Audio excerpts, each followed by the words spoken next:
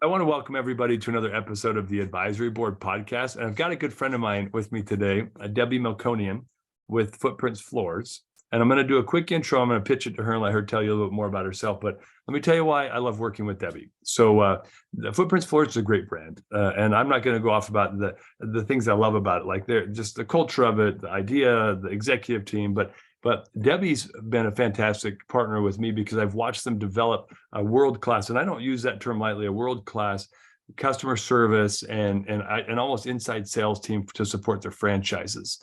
What I mean by that is appointment setting and customer support, kind of that they've built this structure around that. And I've had a lot of folks ask me, Dave, like, what do you recommend, or how should we build this? And I thought we just need to interview Debbie and let her tell you guys how to do it. So let me tell you why you should care about what she has to say. She's been with the brand for over 10 years. She and they've got a team of 30 in-house staff that manage this process across 160 territories, 110 owners, something like that. Am I getting the numbers about right, Debbie? 80 owners. I think it is 170 territories. Okay, so a little off on that, but they are busy and across the whole country. So, but before I bungle it, you also need to know that Debbie is a grandmother of 3.96 grandbabies. There's a possibility she may need to leave this podcast if her daughter goes in her water break. So we'll try to be concise so that you guys can get everything you can out of Debbie. But Debbie, before I go on, welcome to the show, and tell us a little bit more about you, and tell us a little bit about Footprints Floors before we jump in. Thank you. World class. Wow, I like that terminology.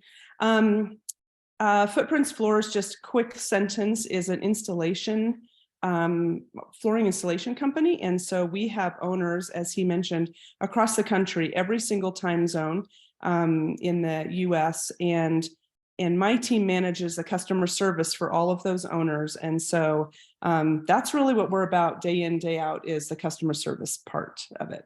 Mm-hmm. Yeah, and guys, we're going to dive into the topic here, which is how do you build a world-class customer service and appointment setting. I'm not going to use the term call center because I know you don't love that, but team that can support the franchise units to help them optimize their ROI on their marketing spend, help them reduce their customer acquisition costs, boost their revenue, and let them stay focused on what they're the best at, which is probably not the minutia of appointment setting and customer service calls. So Debbie, let's start for a little bit. Tell us just, how did you guys build this model? Like this idea of kind of a supported franchise rather than the way most people start is they say, here are your leads, good luck, take care of it, whether they use us or not, right? They're dumping leads on the franchise units and saying, I hope they do a good job. You guys don't do that though. How did you guys start this model? So our founder started Footprints Floors 13 or 14 years ago in Denver. And he would be the first to say that he is great at sales in somebody's house. When he shows up, he's going to win the job. What he isn't good at is calling leads. He did not want to get leads from any source and call them himself and make the small talk necessary to get the appointment booked. So at the beginning, I think his wife was his first customer service rep, then her college roommate, and then me. And so 10 years ago, I think I was third on the list, and I handled all of his lead sources. So wherever he was getting them, Home Advisor at that time or other paid lead sources. And my job was to call as quick as possible, beat every other company we were competing with to that call, and get it on Brian's calendar. And if it was on his calendar, that was sort of the official passing of the baton. Well, if you fast forward now 13 years and we're across the country, we're still modeling that same exact thing. He's training franchisees to sell, to get in someone's home and sell and run crews.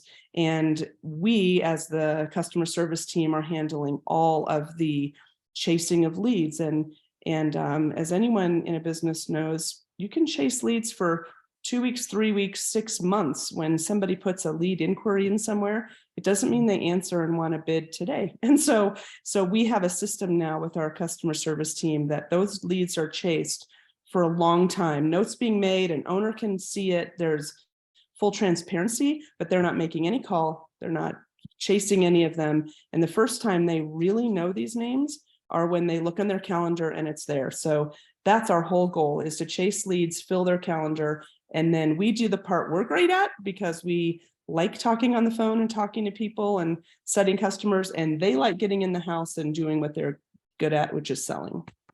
Yeah, I love that.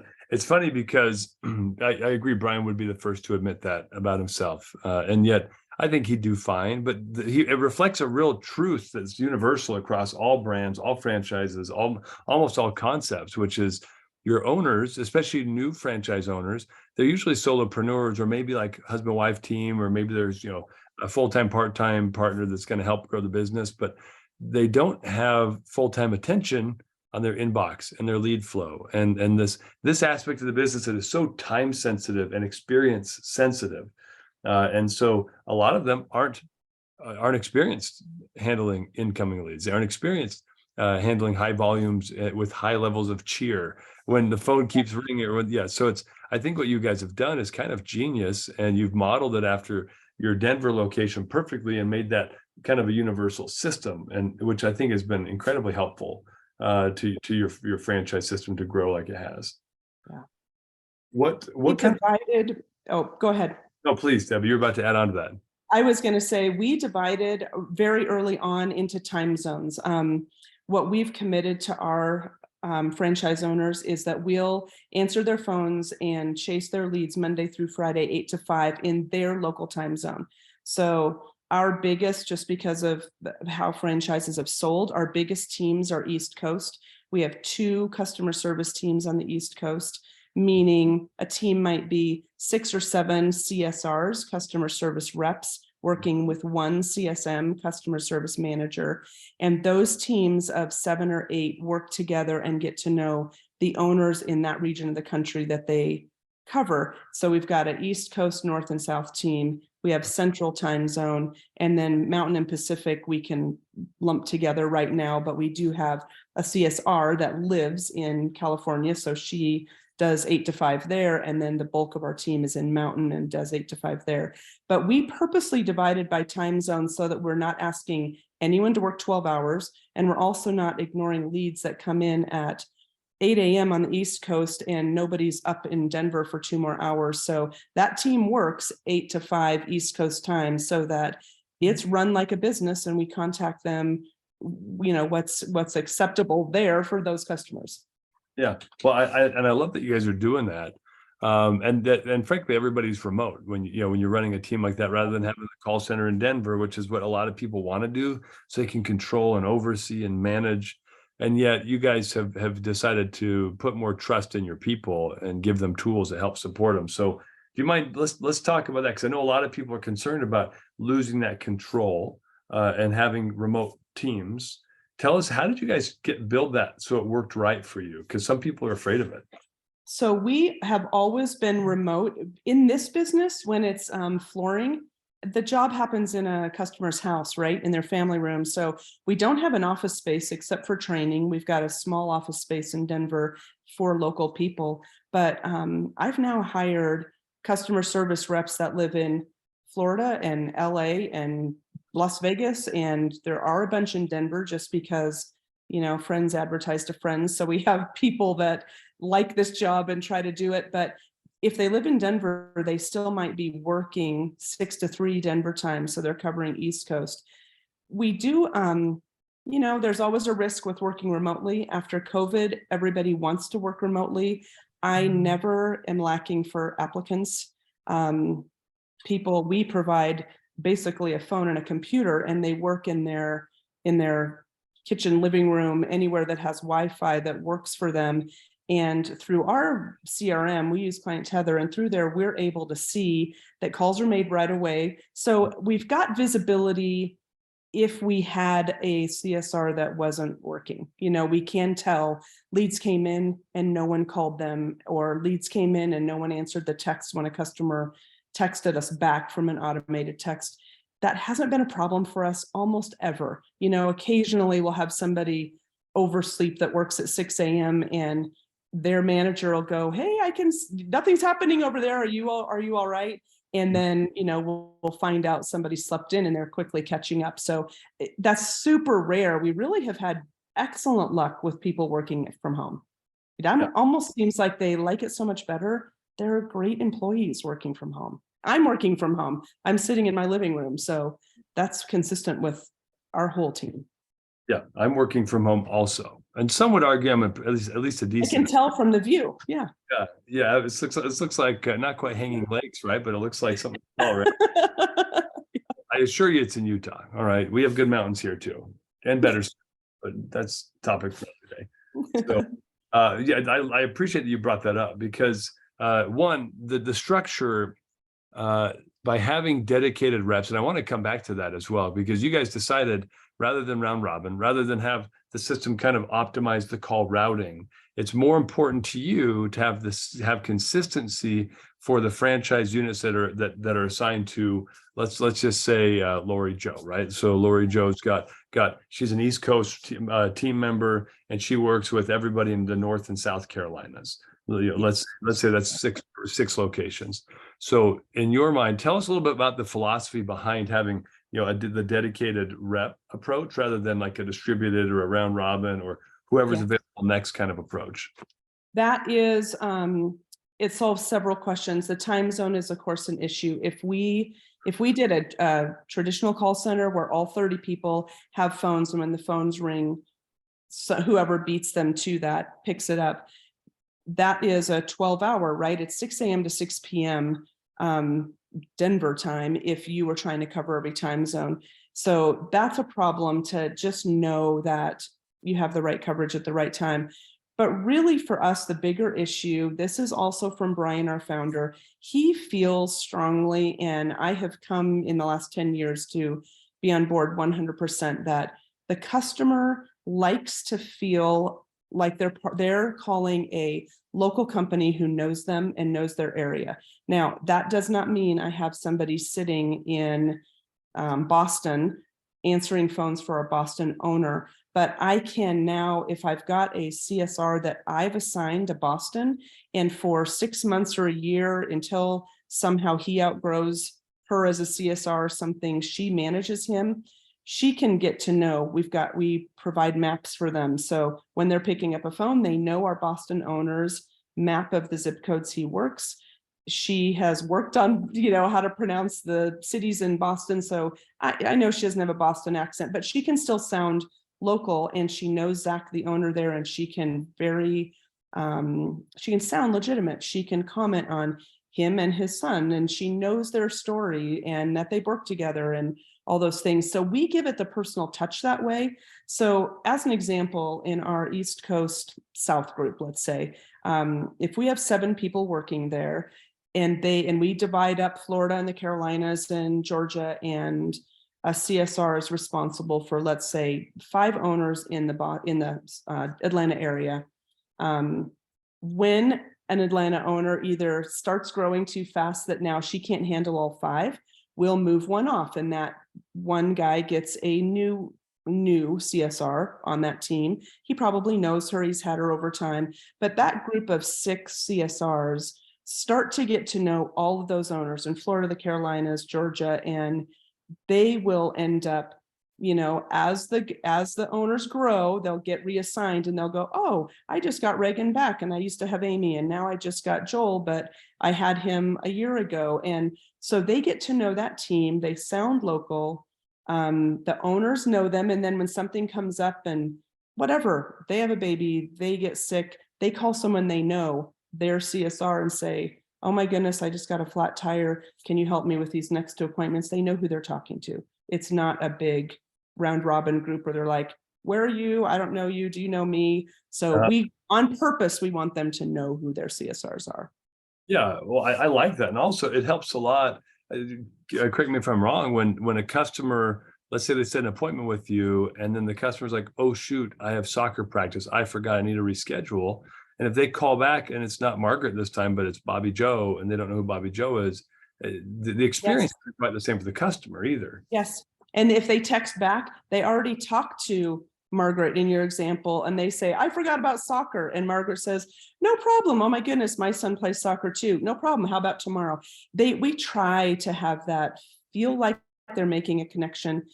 We laugh that it's a high compliment if our franchisee walks into the house and the customer says, oh, I think I talked to your wife, or I think I talked to your daughter, or whatever they think, they believe we're related because they had such a positive, happy experience. The person acted like they knew who was coming to the house. So the customer goes, oh, if they knew that they must be family, this is a family operated business. It's a nice compliment, and we benefit from that all the time. And they'll go, oh, I'll let her know it's actually not my wife, but she's awesome, and it just builds this great rapport. So well, and it creates, I've heard Brian say this before.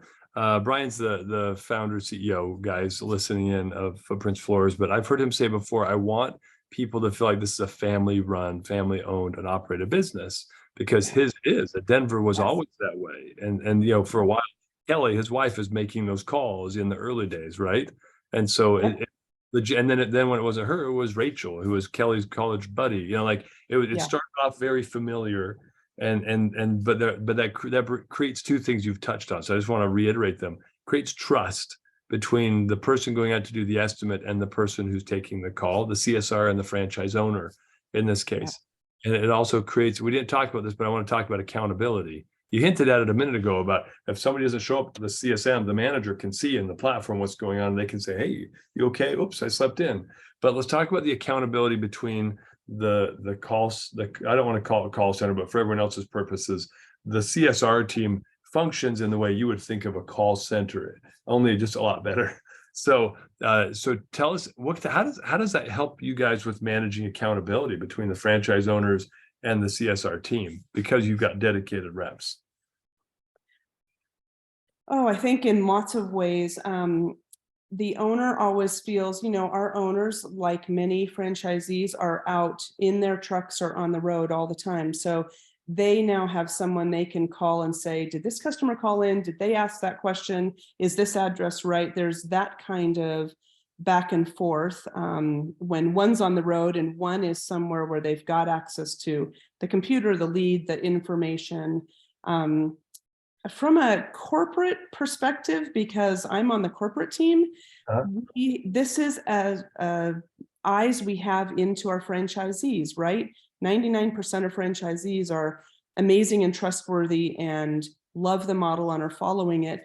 But if something was going on and we needed to have eyes on it, our CSR is who has the daily eyes, right? They can see that leads are turned on and that appointments are being visited.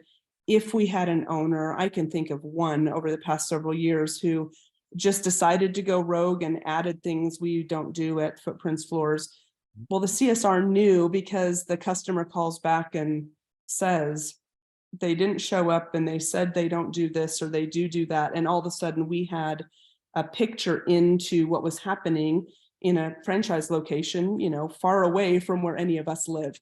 Now, that has not been our primary focus, but it does provide accountability both ways. The franchisee can look up and make sure lead sources are on, we're doing our job, our customer service reps are answering their business lines, and we can hear the calls and so forth. So they have accountability up, but we have it down if we ever needed it, since we can't secret shop our franchisees. They're all over the country and most of us are in Denver. But this is a way we have eyes in if we ever had needed to. Yeah, that's interesting. I hadn't thought about that aspect of it. But certainly as you grow, those sort of optics kind of get harder and harder to gain. You don't really know what's going well, what's not, unless you've got a great system in place that can track it, right? But and had we outsourced, let's pretend if this was a Dallas, Texas account that was going rogue, had we outsourced phone calls and the person doesn't know us, doesn't care, doesn't know anything about how Footprints Floors runs, we might not know for years, right? In this case, if we've got our trained person who knows us and how all the franchisees run things, they can say, alert, something's going on that doesn't sound right. You guys might want to reach out. And so again, it hasn't happened often, but as you get bigger, of course it can. Things happen. So it is our eyes into a franchisee as well. Yeah, well, and let's invert that as well. One of the biggest complaints that I hear from folks that are trying to use like an outsourced call center, and there's some good ones out there. It's not the call center is bad, But the call center, let's say if they're helping, 15, 20 brands, 30 brands. So they've got, let's say, a team of 60, 70 people that they're trying to manage that are doing this. How does the call center know that their people are doing a great job? They have metrics to see, well, how fast did they answer calls maybe, and how long was the average call? And some of them have fancy tools that cost 10 grand a month that are measuring customer sentiment and stuff like that. Now that's a layer of sophistication you don't really need if you've got the right people doing the right job. But the challenge that I see in those models is that I'm a franchise owner, I'm paying X number of dollars per month for this service, and yet I have zero visibility. I can't see what's happening in the call center. All that I see is leads that are showing up on my calendar, and maybe data pushing into the, in your case, clientele, but whatever CRM you're using at the unit level, to be able to see notes or something like that. But I have no idea what the call was like. I have no idea if they were texting back and forth, and what the call center said. I've had this happen before several times where somebody said my call center agent was an idiot. And I found out because the customer told me. So I went back and listened to the call, because usually they'll give them access to like some archive. So I went back, spent 3 hours, found the call, listened to it, and heard the call center agent be a total idiot to my person. Now, this does not mean that call center agents are idiots, but like every now and then somebody shows up not in their best day and they really bungle a customer interaction. But that's kind of enabled because there's anonymity. Right? There's no accountability to anyone other than their call metrics. And there's no owner that they've got a relationship with saying, hey, Susan, how are your kids doing? Are they getting any better? And like, you build those relationships at Footprints Floors where the owners and the CSRs know each other and know each other well. So you just can't. They can. I don't think very many owners take advantage of this. Well, a new owner does because they have more time. As soon as an owner gets very busy, and they've learned to trust the system of the customer service setup, they probably don't, but they can go back, and it doesn't take 3 hours. It's a quick find to go back and listen to every call with Marge Smith, their customer they just met today. They can hear every call in literally less than 5 minutes, unless the calls were longer than that. They can see every note made. And we know and are encouraging, we're training our owners in the same dashboard, in the same CRM that we're working. So we're making the calls, we're setting the appointment, they're doing the proposal in there and following their customers. So we actually oversee each other all the time. I think it's really positive accountability. And we're the first to say, we don't need you perfect on the phone. We need you friendly. It's absolutely fine to say, I have no idea if he does that. He's the right guy to ask. So just like a receptionist in a doctor's office, I have no idea if you have strep throat, but I know who can tell. Let's get you in here to see the doctor. We just say the reverse. That's a great question. I don't know if the squeak would go away if you would change the floors, but let's get him in there because he knows what to look for. And so that we want them friendly and just trying to get it on the calendar. Back to your point earlier, I think one reason Brian would have never gone with a call situation of somebody who doesn't know us. Our franchise owners and Brian, back when it was only him, have big territories. You do not want to drive an hour across town because someone said flooring and then walk in and find out they're hoping you're pouring concrete in their garage. And we don't do concrete, and we don't do, that's not the same type of flooring. And yet, if you don't have somebody who's trying to ask the questions, tell me a little bit about your project, and it's just somebody who doesn't care about you, doesn't know you, they don't care. If they don't know you, they don't care as much if what goes on your calendar is profitable. It matters to our people, because if Megan is booking for Tom and she knows Tom, the last thing she wants to do is have Tom call her back, the owner, and go, I drove all the way out there and they wanted me to refinish their back deck. Our equipment doesn't work on back decks, and so that kind of, you make that mistake once and pretty soon you're like, tell me about your project. It's inside, right? Or tell me, is it the family room? And we know enough to have our team asking questions so that when Tom drives out there, he has a decent chance of not only earning this job, but wooing the customer into, while I'm here, I do backsplash, and it looks like, that was something that, just opportunities to build enough relationship that we do our best part to not waste their time and vice versa. Yeah, that's an important point to bring up, because if you're outsourcing, it's not that I don't think call center agents are vindictive people or anything like that. I don't want to paint that picture, but they have zero accountability to Bob or to Tom to make Yeah. sure they're having a great experience, that they're booking smart appointments, that they're if they don't pre-qualify. I guess what I'm trying to say is there's no backlash for Dave, the call center rep, that's just trying to churn through and hit my call numbers for the day. Yes. Yeah. And but with the CSRs, they can't use Viking, forgive the term, rape and pillage mentality of I'm just going to burn through Yes. this and move on, who cares, because they're actually going to get a call from the owner the next day and say, hey, why did you send me to North Tallahassee for that deck job? And Yeah. then CSR is going to say, oh, I need to qualify better, right? It's kind of a correcting process that you guys have built in by the structuring it the way you did. Yeah. And we're all people. They like each other. When we end up, so one thing not to mislead, that you could always have the same CSR, because every franchisee grows, and then we might lose one, or one sells to somebody else or something.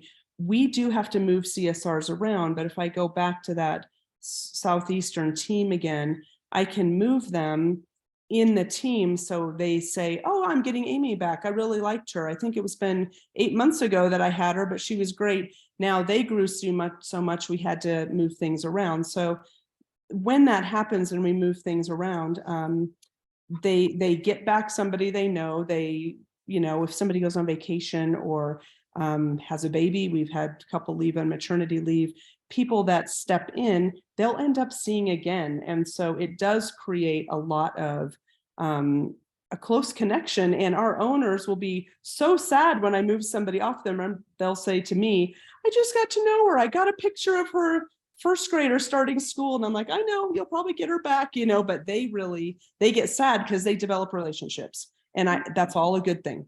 It's all good. All a good thing. Well, it creates efficiency. There's a great book, The Speed of Trust. It's a little bit older now, but Stephen R. Covey's son, Stephen M. Covey, wrote it. But it's all about how trust accelerates deals and how it also accelerates teams. And I think what you've done is you've created kind of this self-correcting and trust perpetuating environment where there's total visibility. I mean, who wouldn't love to be able to do a quick audit to see how their call center agent, if they're outsourcing, was doing with every customer, and to see every text back and forth, to see every phone call, to see the emails that were going out. Like, they would all love that, but they don't get it. What they get is a paragraph of notes when the appointment gets set, and that's what they start with. So, but also the fact that they have time to get to know each other, build rapport, build trust. I've been at your conferences before when you've had folks see somebody who's been in one of their CSRs for a while, and they're like, "Oh my gosh, it's you!" And old buddies at a high school reunion meeting up. It's unique what you guys have built here, Debbie. Well, it does seem to be working. We're thankful, and I mean, that was Brian's vision. It doesn't feel like rocket science, but other people customers tell us, well, you're the only ones that called us back. If I call, even if I'm mad, customers will call and say, you said the crew would be here between 8 and 9 and it's 9:01. Well, our CSR that answers the phone has talked to this customer before, knows the owner, and can say, oh, I'm so sorry, let me get in touch with Tom really quickly. Let's see if we can figure it out. And they feel like they've got someone in their corner because now they know her name. They recognize her from when they set it up. And so that also helps us. And a big benefit to the owner is if a customer can be heard, quote, heard by the CSR, maybe by the time the crew gets there or the owner, because it's construction, things happen. People are late, they make a mess out on the driveway, that kind of stuff happens in construction jobs. But if we can provide the service on customer service to let them vent with us, sometimes the project goes better. And that's a little side training that will just be like, go ahead and let them vent, tell the owner, what they said and what their concerns are. But once they got to say it to one of my team, they might now relax and do better with, the owner and the crew. It's true though. It's true, but the consistency to the customer, it's not like, oh my gosh, it's a new person every time. But that same person, they're also, Yes. people are friendly. They're going to have a good experience talking to them the first time. They're also going to maybe hold back a little, not unleash, because like, oh, it's Susan again. She is so sweet. She was so nice. I can't be mad at her. Yeah. You get that. You get that. Yeah, I love it. Well, let's talk for a minute about. I have two things. One, as we start to think about a couple of big lessons learned, what would you say was your biggest challenge that you guys had to figure out as you guys were building this team and scaling and growing? You guys have been growing fast, so you went from like 3 people to 20 to 30 in the last 3.5 years. So, what are some of the biggest lessons you've learned that someone listening might struggle with, so you can maybe help them navigate around that? Time zone was very big when we first were here. Of course, we were all in Denver, and then our first owners that we got were Cleveland and then another East Coast location. And we were trying to straddle, how do you get their phones answered and these phones answered? So once we divided and had teams working 8 to 5, whatever local time that is, that helped a lot for us. And then keeping those teams together so that if it was the guy in Cleveland, he would start to know who they were. It wasn't me one day and Lori Jo one day and someone else a different day. So the assigning and having them stay with us for however many months we can has been huge. Trying to think what other things. It's a challenge to train. It's a challenge to, get people up to speed. Even just what do we do? What services do we offer? What is this owner's schedule like? What's his family life like? Oh, that's one key I probably should say. Maybe this is the big takeaway. Calendars from a franchisee perspective is everything. So our owners or franchisees, their main communication tool back to their CSR is their calendar. We have their Google calendars linked with Client Tether so that we can see. And it's amazing. Every franchisee is so different. You'll have one personality that says, when I leave my house, I want to do 4 estimates in a row, back to back, and then I'm going to go home and do all of my bids or communications or whatever that I want to do after that. You'll have someone else that will say, I want to go to an appointment, have an hour in my truck or to stop at a Starbucks and do my proposal, and then go to the next appointment. That's a personality thing that if you have 80 owners, you can't memorize. And so using calendars to have owner A and owner B put on there, they block for us. So our CSRs don't cover blocks. So if the block from 8 a.m. to 10 a.m. says office time, and then it might say hour between appointments, so that right on the calendar, whether it's his assigned CSR or she's on vacation today and it's someone else, we can see on the calendar, he wants an hour between, he's open at 10, he needs to be done by 4 today. So calendar is everything, because you think when it's only the one guy you're working for, you think you can remember what his life is like. You can't as soon as there's more. So that's probably our biggest lesson, is teaching owners to communicate that way and CSRs to respect that and build estimates around that. I love that. Well, it's interesting you say that, because so many, I know a lot of teams that are outsourcing or trying to do this different ways, and that's a big gap. Like they use a tool that might give them visibility into the open spots in the calendar, but the calendar can't be a communication tool. They can't see like you can well, it's in Client Tether, but if you're like sharing Google calendars or whatever, and the actual appointment setting team, the CSR or your call center folks actually have visibility to see, oh, that's your child's play at 3 p.m. I'm not going to book you something across town that's going to make it so you're going to be late to that thing, right? So it certainly gives you that layer of understanding as well, by the way you guys do it, so they can see and then build effective schedules around those times as well. I kind of like that you guys do that. And another thing I just thought of, we have one more reason that, early on we were challenged. Could we save money on CSRs if we, instead of having 30 and have them assigned, could you have 20 and have them hit whoever and just answer the call, put it on a calendar? something we learned early on, that franchisees, when they're driving across town, nobody likes to go from A at your house to B across town, back to A in your neighborhood, back to B across town, back to C in your neighborhood, right? And there isn't a automated thing out there that can drop things into a calendar in a circle or a drive, plan that makes sense. So that is why we've got CSRs with a map in front of them, so we can know Tom lives here by A. The person that called in is an hour away. So if I'm going to start him on Thursday morning, an hour away, I'm not going to offer, she knows the map, she's the one working on his account. She's not going to offer back by his house the next hour. Because now she already knows he's out there. So then she might skip 4 hours and have it end his day back by her house.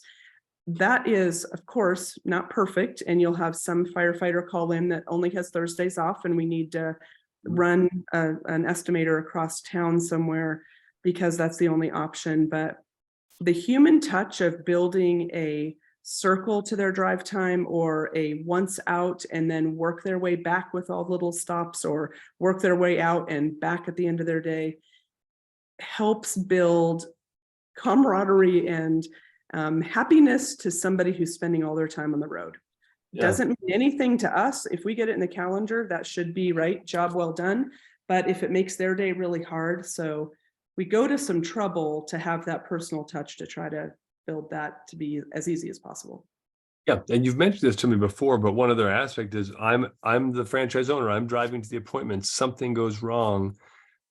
Oh, I'm going to call Robin. She set that appointment for me. Like, hey, Robin, Mrs. Smith isn't here. And Robin might say, oh, give me a second. Let me give her a call. And the owner could too, but because they have a one-to-one relationship, that he can call his inside person, his CSR. They're accountable to that appointment's going to hold. And they can also call and follow up. Or, hey, Robin, I just got a flat tire.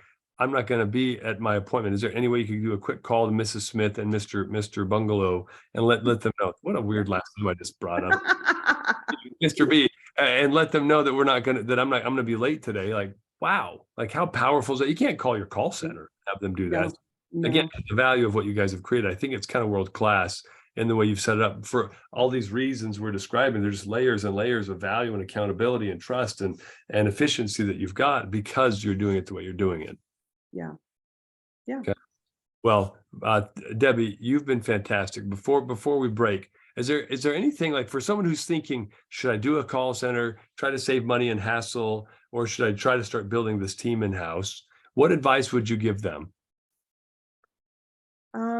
From our experience, and I'm a homeowner, so I kind of feel this way too, that personal matters. If you can feel like somebody cares about your time, you want that. You already like the person coming in if they acknowledge that your time is valuable. So we really think that the personal touch has added to quality over quantity. I mean, if I can just put 20 things on a calendar and say it's there, but 10 of them aren't really legitimate, then it would have been better to put 10 things and, have it come from a smaller number of leads. So for us, the quality over quantity is better, and the customer service part is the quality we think we've grabbed here, and it's helping us succeed. And at this point, we have no plans to do anything other than this personal touch. So I think you want to know who's answering your phones, and I think you want to be able to build into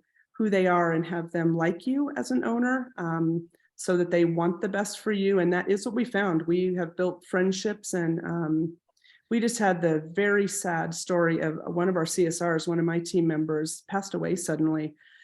She was only in her 50s, and I'm telling you, the ripple effect through our company and the owners she worked for, her owners, unbeknownst to me, have written her family letters. They've never met in person. The Wow. woman, the CSR lived here. She was covering owners in Florida. And just to show how the personal touch matters, her daughter, who just lost mom, got a big long letter from the owner, one of the owners she was covering, explaining how his business was, how it started and grew because of her. she lived in Denver answering phones for him, and he's giving her all the credit in this beautiful letter. So the customer service touch matters. It really matters. And if you can know, if you're the owner and you can know who's answering your phones, and it doesn't have to be your wife or daughter, great, and so there's ways to build that, and it will benefit you. Well, I think if we circle back to, Brian's vision of we want this to feel like a family-run business, I don't think anything exemplifies that point better than the story you just shared. Although I'm sorry to hear that. That's tragic that she passed away, but to hear the beautiful relationships that she was able to build in what would normally be a very transactional relationship, I think that tells the whole story right there. Yeah. So thanks for sharing that, Debbie. Yeah. Well, you have been awesome as usual. Thank you for giving us some of your time. And I'm glad that your daughter's water didn't break during this episode. Hopefully, grandbaby number 4 will be here very shortly. Maybe now I'll tell her I'm done. Let's go. And yeah, it'll happen. All right, Debbie, thanks so much. We sure appreciate you. Thank you. Thanks, Dave. Take care.